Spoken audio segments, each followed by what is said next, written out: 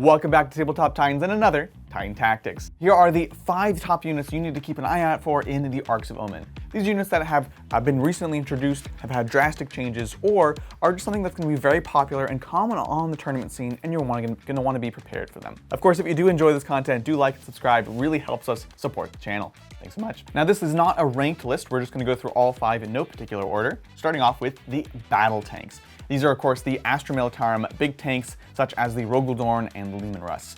These tanks in the past were relatively easy to deal with. All you had to do was get a unit into them, tag them up, and you basically negated what they could do for an entire turn. They couldn't move, they couldn't really shoot anything outside of combat. It was absolutely devastating for them.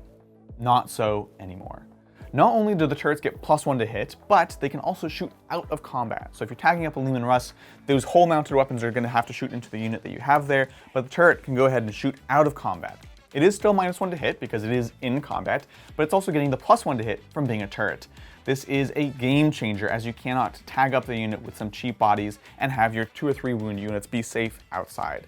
So keep in mind, you're going to have to watch your line of sight much more carefully here. You might have to kill them more often and really change up the way that you think about them. Next up, the Pyrovores came out relatively unscathed from the great Tyrannid devastation that was the recent balanced data slate. These units are well priced for what they do, and they're very well positioned in the Marine meta. They have AP2 2 damage weapons. They are flamers, so they automatically hit, so that's fantastic there. And they were already pretty popular beforehand. They were, again, well priced and very, very well suited going into Arks of Omen. So keep an eye on them.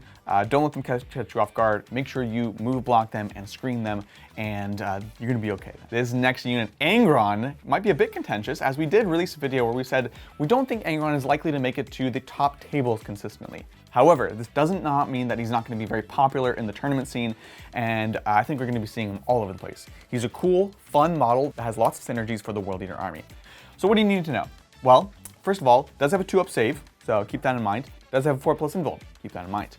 Additionally, he is always going to turn off objective secured in a 6-inch bubble. This is his warlord trait, and since he has to be your warlord, he's basically always going to have this.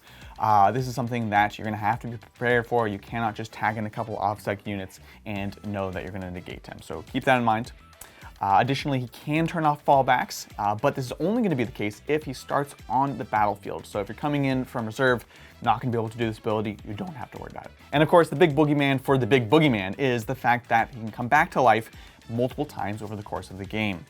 If the World Eaters player has 6 blood type points, of which they get 2 for Angron dying, they can re-deep strike in their following reinforcement step 9 inches away. They can get +1 to charge with the blood type point, but of course the big weakness here is it is still a deep strike. So the ways you fight him are the same as always. Screen him out, push out the edges of your flanks to make sure that when he comes back down there's not something interesting or useful to go into.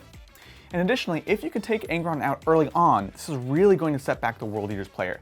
They then have to spend their blood type points on bringing Angron back, rather than getting buffs for their entire army, or frankly just getting victory points for pile skulls. And last of all, for Angron, of course, he's an absolute beatstick and will destroy virtually any unit in melee, so be careful what you present to your World Eaters opponent. Next up, we have the Eightbound, which are a fantastic new unit from the World Eaters Codex.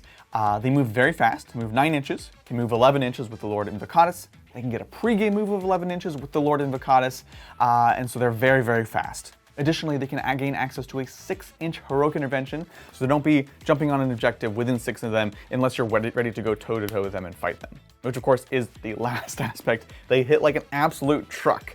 They, by and large, have multi-damage weapons, and so they want to go into more elite infantry. So good trades into them include cheap chaff units with a single wound, and they are, again, susceptible to being move blocked by similar units. So this is a theme that we're going to see in each of these units is they are susceptible to being move blocked. So keep that in mind when designing your list. Last but certainly not least, we have the Armigers. These are the little baby knights that have been quite popular for knights ever since the new codex is launched.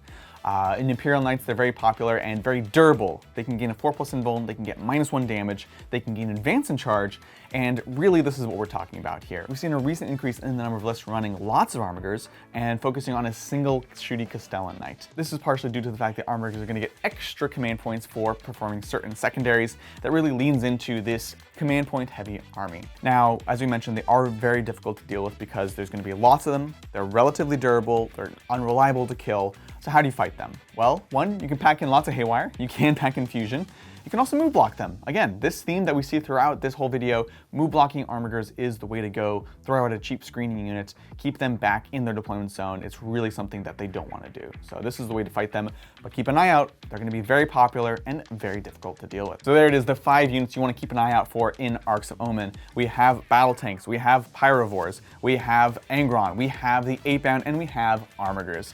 5 units that are going to be very popular, and while you might not think that they might all make it to the top tables, you do have to respect them or you're going to get knocked down on your way to the crown.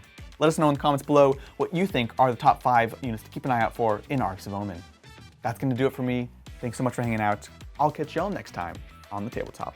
Bye!